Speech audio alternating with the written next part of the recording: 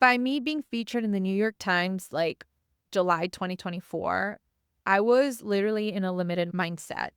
I was like, oh my gosh, how are we able to afford things? Like, I feel stuck. Like, I just don't know where to go from here. I literally felt like a failure. I blamed myself for it. I was feeling hella guilty. And then I came to realize, you know what? This isn't about me. This isn't me being lazy. This isn't me not trying. This isn't me just like waiting for a miracle. Like, no, it's a systemic issue.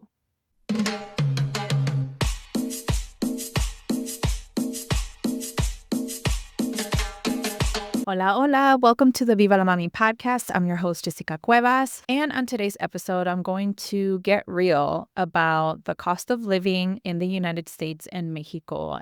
I don't know if you know this, but I was featured on the New York Times back in July 2024.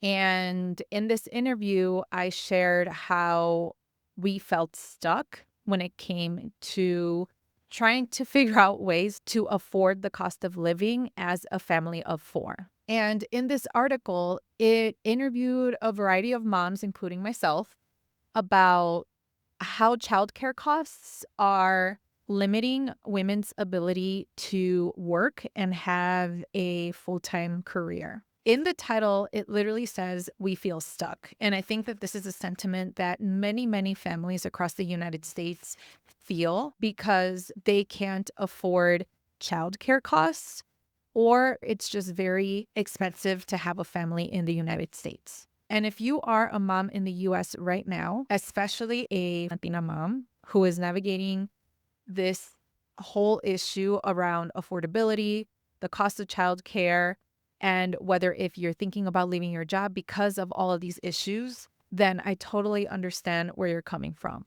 So in today's episode, I'm going to talk about what stuck really meant to us, the real cost of living for a family of four in Chicago, the math that no one talked about, and how we made the decision to move to Mexico, where it was strategically, not emotionally.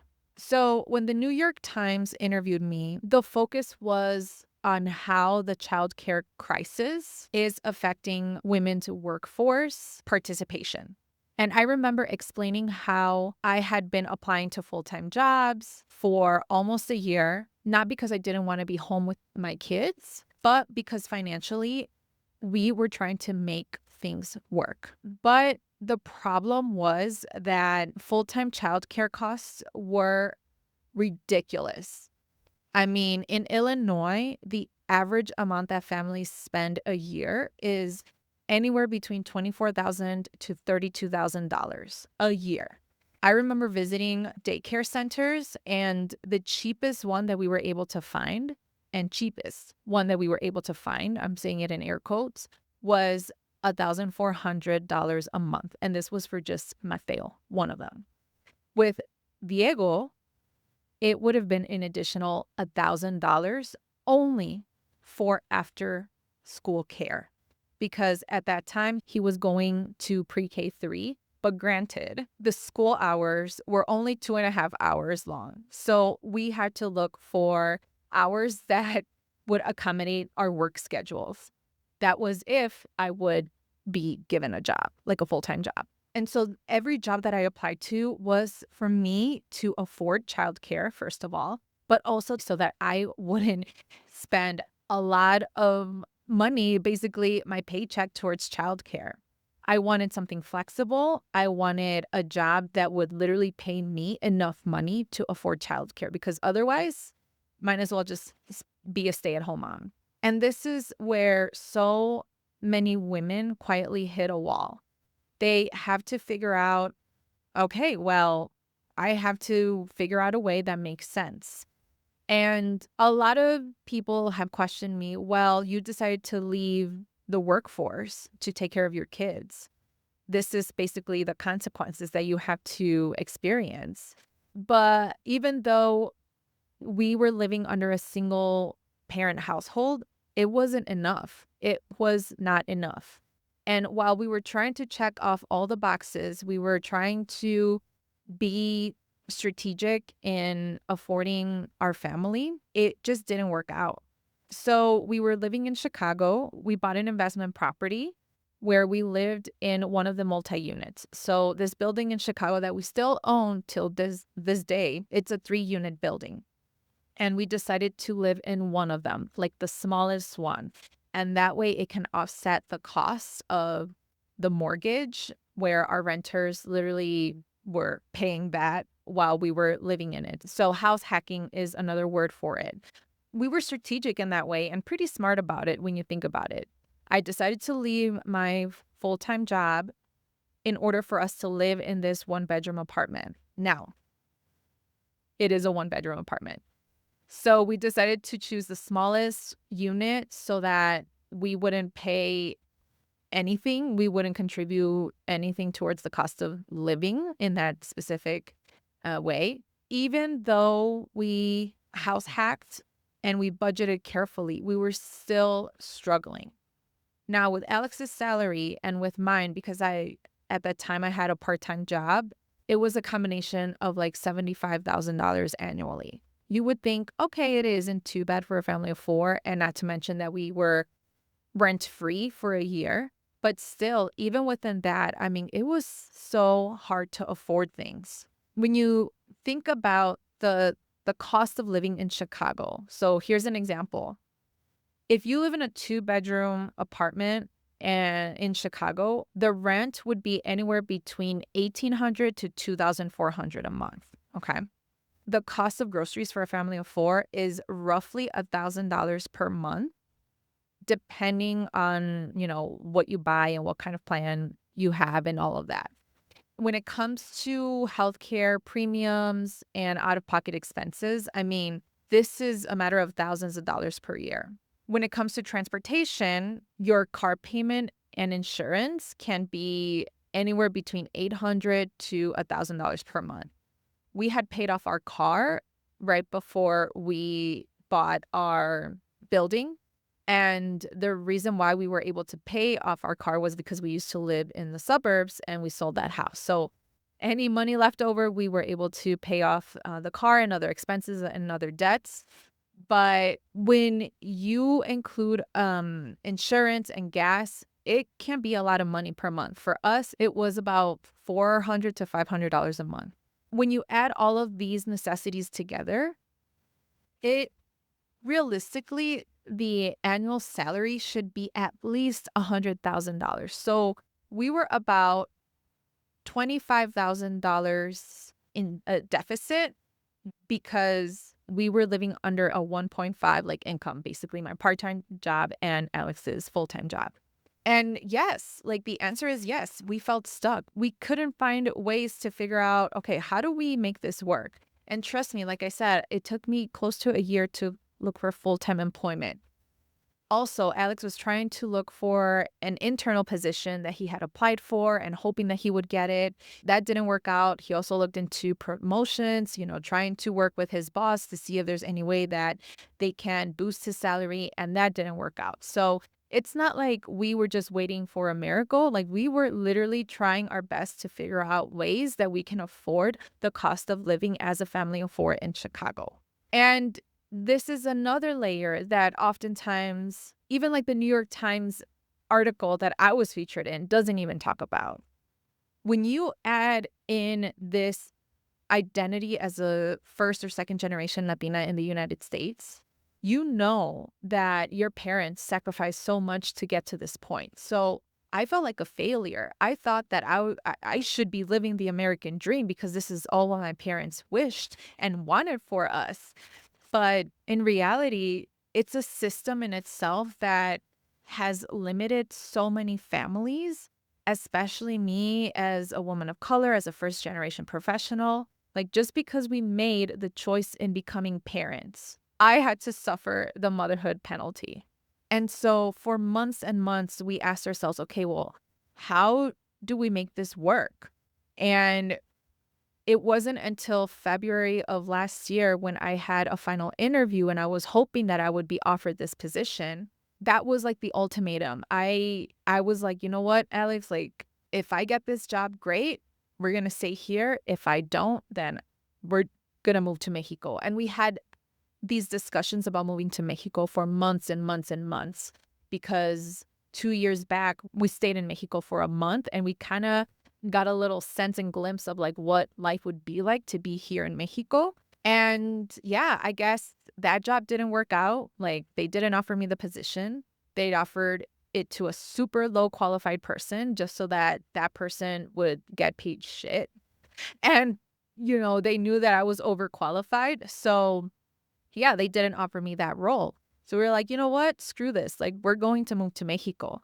And so since then, we actually came out with a plan. We decided, we're going to move to León, Guanajuato, because León is pretty similar to Chicago.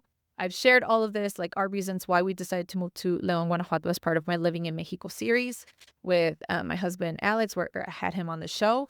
But what we ended up finding out is the cost of living is significantly cheaper, as you already know, I'm sure. But a 3-bedroom house in León, Guanajuato, you can rent it anywhere between $800 to maybe $1,400, like max.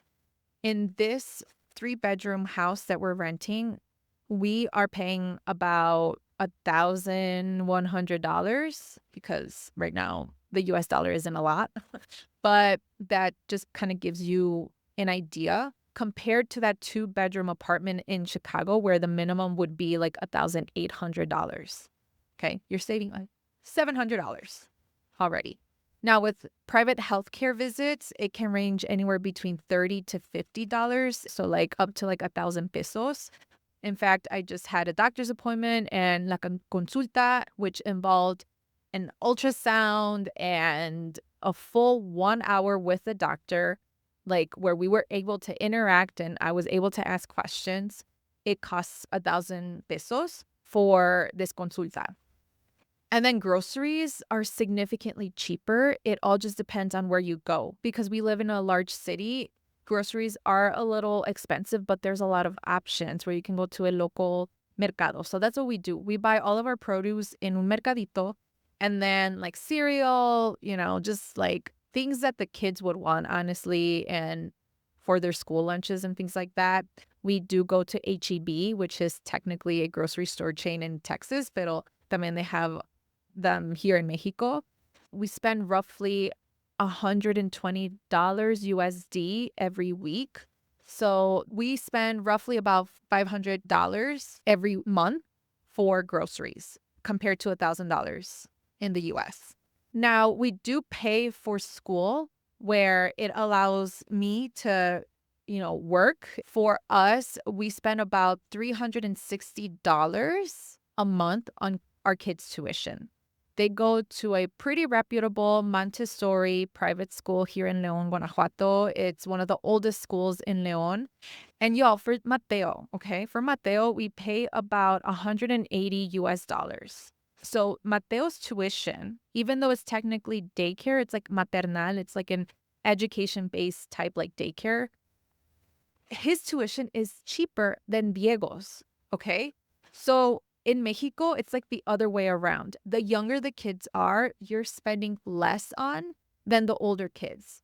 In the US, you spend more on a baby than a 6-7-year-old, okay? So let that sink in. Out of a $1,400 payment that we would have to pay on childcare for Mateo, we're only paying $180 in Mexico. So clearly, the cost of living is significantly cheaper. Now, it all just depends on the type of lifestyle that you want to have.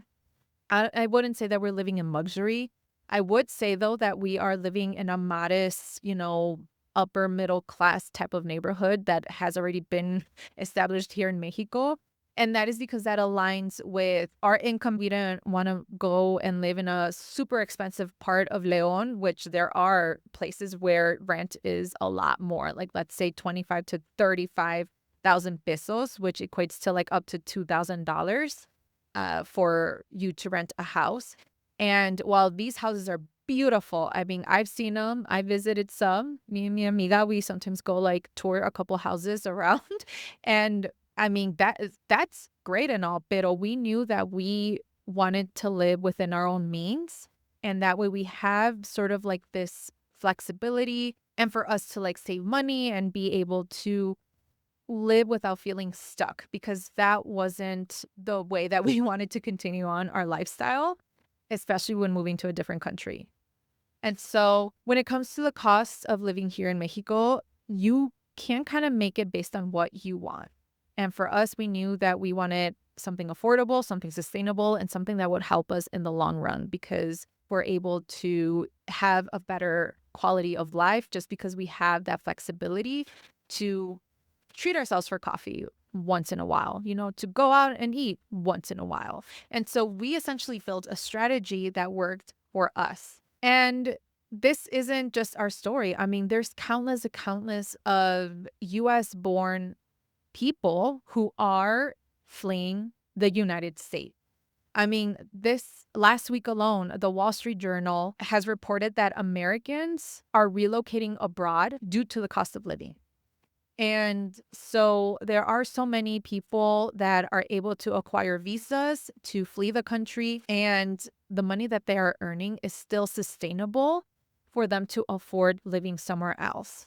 Families are rethinking where income stretches furthest. And we are in a moment where mobility is the only option. And more families are exploring that idea of potentially moving abroad. I would have to say that moving didn't solve everything, magically. It didn't solve every problem. But what has changed is that we have breathing room. We're not constantly calculating how much we're able to afford things. We're raising our kids to be in a different environment. I mean, Mexico is super family centric, and I cannot say this enough. Whereas in the US, as we know, it's so individualistic.